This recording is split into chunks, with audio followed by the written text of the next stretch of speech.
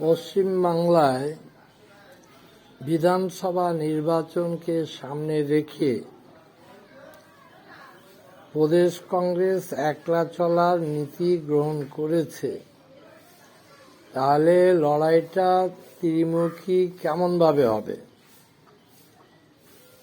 শাসক তৃণমূল, বিজেপি, যারা যদি লড়াই হয়, তৃণমূলকে পরিষ্কার ভোট দিতে হবে। হাজার অপরাধ করল, ত্রিমুখী ভোটে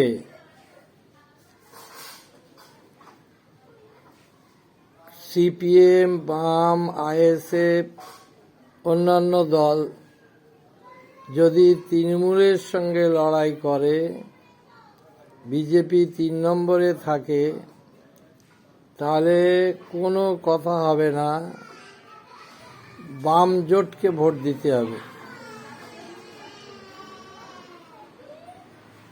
আর কংগ্রেস মালদা এবং মুর্শিদাবাদ ছাড়া কোথাও লড়াইতে থাকবে না।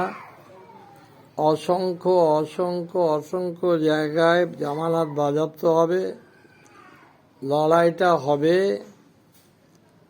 বাম, সিপিএম, আইএসএফ, অন্যান্য শরিক, তৃণমূল, বিজেপি। বিজেপিকে খতম করার জন্যে, বিজেপিকে উপড়ে ফেলার জন্যে এই পরামর্শ বাংলার মানুষের কাছে আমার প্রস্তাব। আপনাদের কেমন লাগলো সেটা যদি আপনারা জানান, খুব খুশি হব। আবার বলি,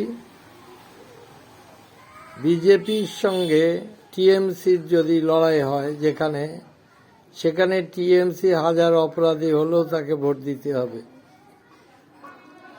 আবার টিএমসির সঙ্গে বাম, আইএসএফ, সিপিএমদের যদি লড়াই হয়, বিজেপি 3 নম্বরে যদি থাকে, সেখানে বাম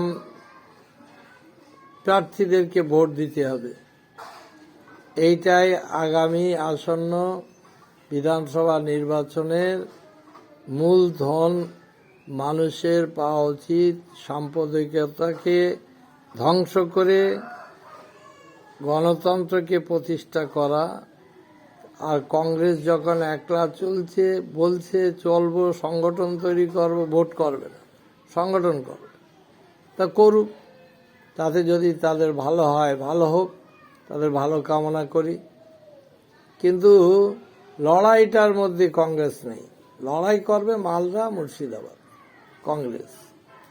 সেখানে যেমনভাবে যা করার দরকার তাই করবে কংগ্রেসের কর্মীরা, ভোটাররা।